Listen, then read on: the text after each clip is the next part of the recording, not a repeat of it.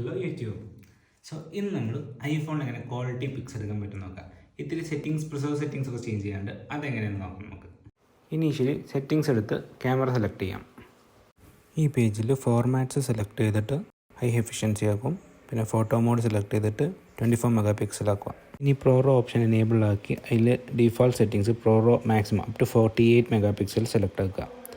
Now previous menu പോയിട്ട് അതിൽ preserve setting select ആക്കുക. ഇതിൽ എല്ലാ ഓപ്ഷൻസും എനേബിൾ ചെയ്തിട്ട് ആക്ഷൻ മോഡും സ്പെഷ്യൽ വീഡിയോയും ഫോർ ദ ടൈം ബീയിങ് നമുക്ക് ഡിസേബിൾ ചെയ്ത് വയ്ക്കാം. എഗെയിൻ പ്രീവിയസ് മെനു പോയിട്ട് നമുക്ക് ക്യാമറ കോമ്പോസിഷൻ അഡ്ജസ്റ്റ് ചെയ്യാം. അതിൽ ഗ്രിഡും ലെവലും നമ്മൾ എനേബിൾ ആക്കും. മെയിൻ ക്യാമറേൻ്റെ ഫോക്കൽ ലെങ്ത് കറക്റ്റ് ചെയ്യാൻ വേണ്ടിയിട്ട് നമുക്ക് 24mm സെലക്ട് ചെയ്യാം. വീണ്ടും പ്രീവിയസ് മെനുവിൽ ലെൻസ് കറക്ഷനും മാക്രോ കൺട്രോളൊക്കെ എനേബിൾ ആക്കി.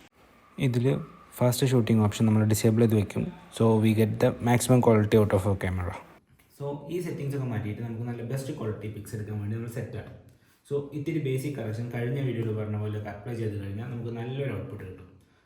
നിങ്ങളുടെയൊക്കെ ഔട്ട്പുട്ട് എങ്ങനെയാണെന്ന് കമൻറ്റ് സെക്ഷനിൽ കമൻറ്റ് ചെയ്യാം. Stay tune for more tips. By.